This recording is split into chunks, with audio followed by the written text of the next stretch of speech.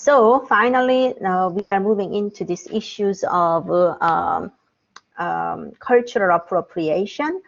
It was very common to have this type of painting of European women dressed in Japanese clothes or Chinese clothes, or sometimes even in Korean clothes. Korean hanbok were not very available, but Japanese kimonos, especially the lavish ones, these are theatrical costumes. So those were often sold or acquired by art collectors.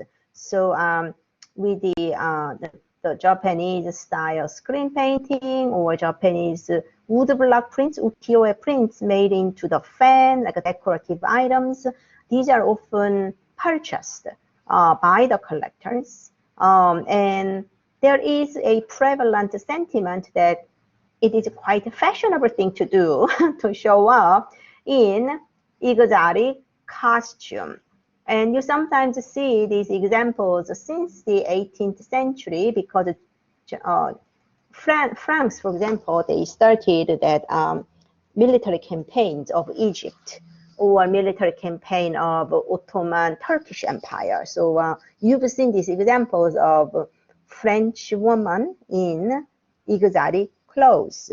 So if you go to 1850s, you are going to see a lot of examples like this, European women in Japanese kimonos.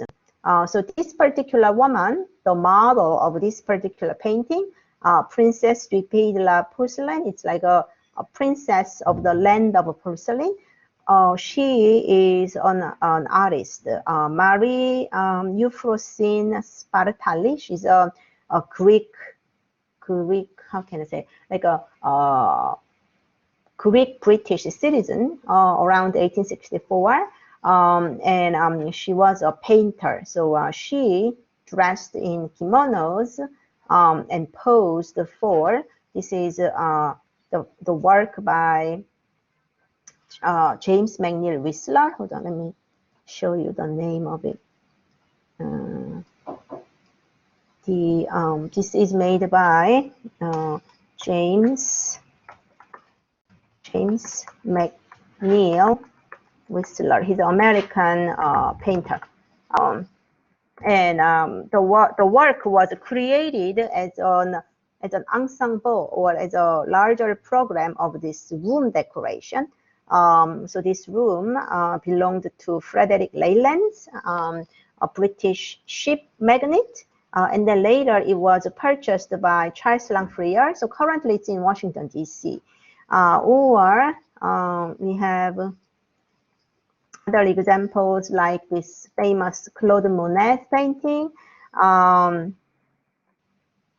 Claude Monet's wife, Camille, dressed in this lavish kabuki. It's a more like originally used for kabuki play, theatrical piece, and then dressed up. But in order to accentuate that exoticism of the dress, Camille, who's originally brown, like this dark brown haired woman, she put the wig, blonde wig, so that it really accentuates the woman's ethnicity as non-Asian versus that exotic setting of the Japanese dress. So I wrote about this in my essay in Introduction to Fashion, Identity, and Power, but museum, I don't know why the museum curator came up with this idea. Again, it was a very respectful form of cultural exchange. Probably that was there in their mind. So they say, pose like Camille Monet in front of this painting. So the museum provided this replica of the kimono, and then asked people that, like you can dress yourself up and pose like Camille Monet and take a picture and share your picture in your social media. That was in 2015. And that created civic protest, especially among second-generation Asian Americans. And they vehemently protested that it's a form of cultural appropriation. But as you can see, like these nice, art lovers living in the larger Boston areas, they never considered themselves racists. They never suspected that their action will hurt somebody's feelings. So there was actually a more conversation going on, and it was a heated debate.